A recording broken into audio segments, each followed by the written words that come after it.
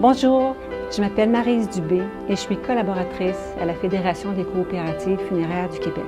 Alors que nous vivons à une époque qui est axée sur la productivité, certaines personnes peuvent se demander à quoi servent les funérailles.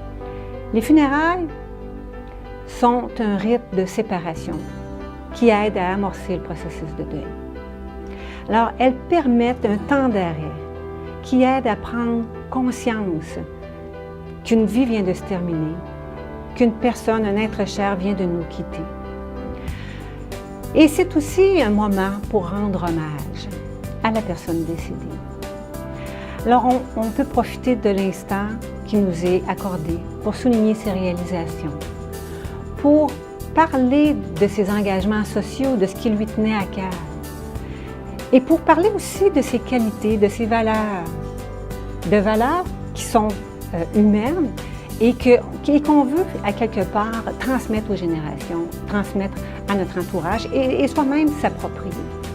Les funérailles permettent de se solidariser, de se retrouver les familles proches endeuillées, l'entourage, la communauté, à poser des gestes de soutien et de réconfort dans un moment difficile pour tout le monde, dans un lieu qui permet les échanges et qui permet l'expression des émotions.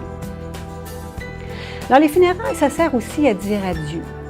Et c'est une étape importante parce que ça nous aide à retourner à notre vie quotidienne, accompagnés de ceux qui restent, des personnes qui vivent et qui ont besoin de notre présence. Finalement, on pourrait dire aussi que quand on prend le temps d'organiser les funérailles, c'est comme si on donnait le message à l'être cher qui est décédé qu'on est encore là pour lui, qu'on veut encore faire quelque chose pour lui jusqu'au tout dernier instant. Ça nous donne la possibilité et l'occasion de poser des gestes qui sont riches de sens, d'avoir de multiples attentions qui permettent de démontrer notre affection. Alors, les personnes endeuillées vont être invitées au moment des funérailles à choisir les derniers vêtements que le défunt va porter pour une dernière fois. Elles vont être invitées aussi à rédiger un hommage pour le mettre en valeur, le présenter sous son plus beau jour. Elles vont être invitées également à rechercher des textes, des poèmes, des messages, des chansons, de la musique, des prières aussi, qui viennent parler du défunt, nous dire qui il était et qui viennent susciter une émotion ou encore donner un message d'espoir.